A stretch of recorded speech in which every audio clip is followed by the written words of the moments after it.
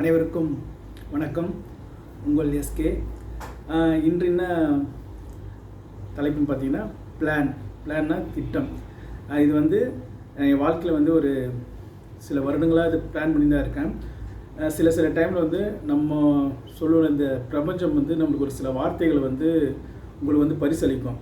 அந்த வார்த்தைகள் வந்து எவ்வளோ வேல்யூன்றது வந்து எப்படின்னா, நம்ம அதை வந்து டே டு லைஃப்பில் அது அனுபவமாக எடுத்துன்னு போகிறப்ப ரொம்ப பெனிஃபிட்டாக இருக்கும். இப்போ ஒரு சிம்பிள் உதாரணம் பார்த்தீங்கன்னா, இப்போ கல்யாணம் ஆனவங்களாக இருந்தாலும் சரி, இல்லை கல்யாணம் ஆகாமல் இருந்தாலும் அவங்க அப்பா அம்மா, ஓகேவா, சரி, உதாரணத்துக்கு வந்து அம்மா. இப்போ உதாரணத்துக்கு பார்த்தீங்கன்னா, நாளைக்கு என்ன உணவு செய்யணுன்றது வந்து அவங்க வந்து நைட்டே வந்து பிளான் பண்ணுறப்ப தான் வந்து மறுநாள் வந்து அது சிறப்பாக செய்வாங்க. இப்போ எக்ஸாம்பிள் பார்த்தீங்கன்னா, வீட்டில் என்னென்ன காய்கறி இருக்குது, அந்த காய்கறிக்கு ஏற்ற மாரி எந்த காய் வந்து நம்ம ஃபஸ்ட்டு இப்போ ஒரு 10 காய்கறி வாங்குறாங்கன்னா அதில் வந்து எந்த காய்கறி வந்து ஒரு 4-5 நாள் தாங்கும், எந்த காய்கறி வந்து சீக்கிரமாக இது வேணும்னு சொல்லிட்டு ஒரு பிளான் பண்ணியிருப்பாங்க. பார்த்தீங்கன்னா, அப்படி பிளான் பண்ணி செய்கிறனால தான் வந்து பார்த்திங்கன்னா அவங்களோட வேலை வந்து ஸ்மூத்தாக போகும். ரெண்டாவது வந்து அவங்க என்ன பிளான் பண்ணுறாங்களோ துல்லியமாக இதுதான் செய்யணும்னு சொல்லிட்டு நைட் அவங்க முடிவு பண்ணிட்டாங்கன்னா கண்டிப்பாக காலையில் அந்த பிளானை பக்காவாக செய்வாங்க. நான் வந்து இந்த பிளானில் வந்து நிறைய விஷயத்தை வந்து நான் இம்ப்ளிமெண்ட் பண்ணியிருக்கேன். எப்படின்னு பார்த்தீங்கன்னா, ஃபஸ்ட்டு வந்து ஒரு விஷயத்தை எக்ஸாம்பிளாக சொல்கிறேன். இப்போ நான் தூங்கணும்னு சொல்லிட்டு ஒரு பிளான் பண்ணிட்டேன்னு வச்சுக்கோங்க. இப்போ வந்து நான் இன்றைக்கி இப்போ காலையில் பார்த்தீங்கன்னா இப்போ டைம் பார்த்தீங்கன்னா ஒரு 7:30 மணி இருக்குன்னு வச்சுக்கோங்க. நான் வந்து இன்றைக்கி நைட்டு வந்து கரெக்டாக 10 மணிக்கு மேக்ஸிமம் வந்து கொஞ்சம் ஃபேன்சியாக இருக்கிறதுக்கோசம் என்ன பண்ணுவோன்னா 10:10.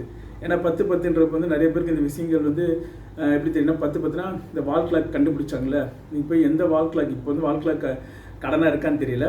ஒரு 20 வருஷம் முன்னாடி போனால் எந்த வால் கிளாக் வாட்சி ரிப்பேர்ஸ் கிடைக்கும்னா எல்லா கிட்ட 10:10 தான் இருக்கும். அது என்னன்னு பார்த்தீங்கன்னா, வால் கிளாக் பிடிச்சால அவர் இறந்த நாள் சொல்லுவாங்க, டைமிங் சொல்லுவாங்க. இது அமெரிக்காவில் வந்து ஒரு பிரசிடெண்ட்டை அந்த டைமிங் வந்து சாகடிச்சதுன்னு சொல்லிட்டு அது வந்து சில நல்ல உள்ளவங்கள் வந்து உருவாக்குன ஒரு இது. அதனால் வந்து நம்ம அந்த டைம் வந்து ஃபிக்ஸ் பண்ணிக்குவோம். 10:10னா நம்ம தூங்கிடணும். அதுக்கு முன்னாடி வந்து எந்த ஒரு வேலையாக இருந்தோன்னா அதுக்கு முன்னாடியே வந்து முடிச்சுட்டு அதேமாதிரி நான் துல்லியமாக அதை கணிச்சு வச்சுருவேன். ஓகேங்களா. இதில் வந்து என்ன ஒரு விஷயம், எப்படி இப்போ கரெக்டாக 10:10க்கு நம்ம படுத்தணும், நம்மளோட கான்செப்ட் தான் துல்லியமாக கணிச்சிட்டிங்கன்னா நமக்கு 90% அது கண்டிப்பாக சக்ஸஸ் வந்துடும்.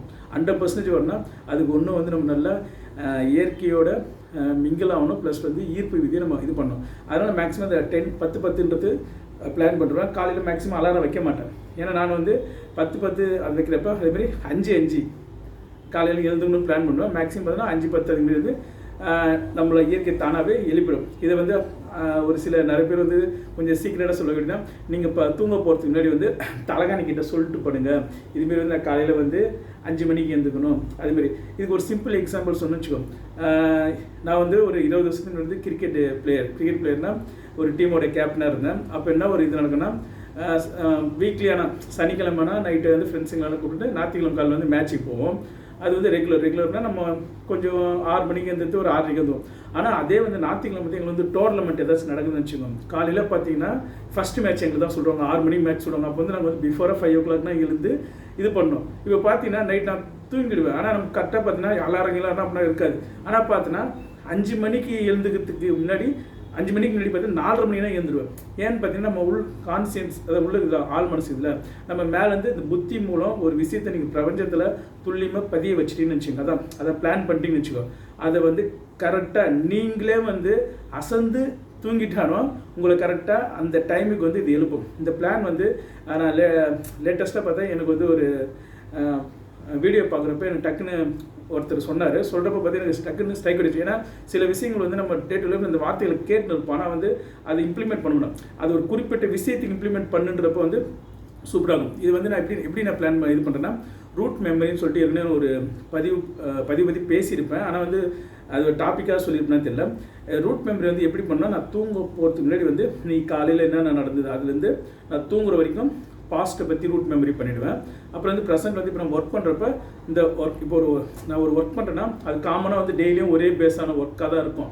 அந்த ஒர்க்கில் வந்து எவ்வளோ ஞானோ செகண்ட்ஸை வந்து நம்ம சேவ் பண்ண முடியும்னு சொல்லிட்டு பார்க்குறப்ப, இப்போ நம்ம கீபோர்டில் ஒர்க் பண்ண வச்சுக்கோ. இப்போ அப்பப்போ ஒரு விஷயத்தை அதிகமாக கீபோர்டு நம்ம வந்து அந்த கீ ஸ்ட்ரோக் யூஸ் பண்ணால் அது எவ்வளோ கம்மி ஸ்ட்ரோக்கில் யூஸ் பண்ணணும், அது வந்து ரூட் மெமரி வந்து ப்ரெசென்ட்டு. இப்போ ஃபியூச்சர்ன்றப்ப நான் சொன்ன மாதிரி இதுதான். இப்போ நீங்கள் வந்து காலையில் எழுதிட்டீங்க, இன்றைக்கி உங்களோட ஒர்க் எப்படி இருக்கணும், உங்களுக்கு ஒரு டார்கெட் ஃபிக்ஸ் பண்ணி வச்சுருப்பாங்க உங்கள் கம்பெனி.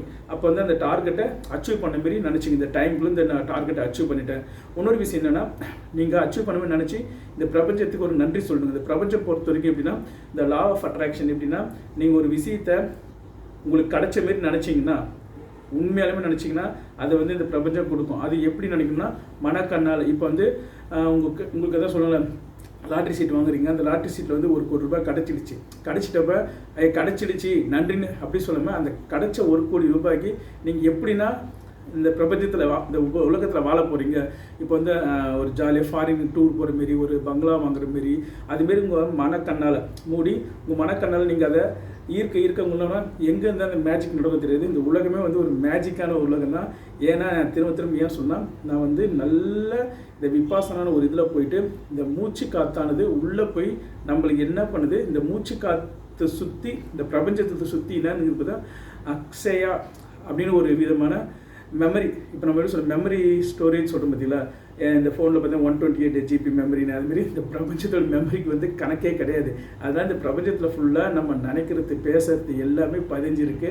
உங்களுக்கு பாசிட்டிவான திங்கிங் எது வேணுமோ அதை வந்து நீங்கள் மூச்சு காற்று சுவாசிச்சிங்கன்னா ஆட்டோமேட்டிக்காக வந்து உங்களுக்கு வந்து இந்த பிரபஞ்சமானது அது உங்களுக்கு தரும். அதனால தான் வந்து சில பேர் என்ன பார்த்தீங்கன்னா, கோயிலில் போகிறப்ப சில வேண்டுதல் வேண்டிக்குவாங்க. இதுமாரி இது நடந்துச்சுன்னா நான் வந்து மொட்டை அடிச்சுக்கிறேன், இது நடந்துச்சா வந்து நான் மாலை போட்டுறேன் அப்படி சொல்கிறப்ப, அது வந்து அந்த பிரபஞ்சத்தோட அந்த மூச்சு காற்று ஆழ் மனதில் அவங்க நினைக்கிறப்ப ஆட்டோமேட்டிக்காக அந்த பிரபஞ்சம் வந்து அவங்களுக்கு வந்து பரிசளிக்கும். நம்ம வந்து இதை வந்து இயல்பாகவே டே டு லைஃப்பில் வந்து நான் சொன்ன மாதிரி உங்கள் ஒர்க்கு வந்து இப்படி தான் நீங்கள் செய்யணும், இந்த டைமுக்குள்ளே முடிக்கணும்னு சொல்லிட்டு ஒரு பிளான் பண்ணிங்க வச்சுக்கோ, சூப்பராக. அதேமாதிரி இப்போ வந்து லேட்டஸ்ட்டாக பார்த்தா ஒரு ட்ரிப் போயிருந்தேன் மூணாறு.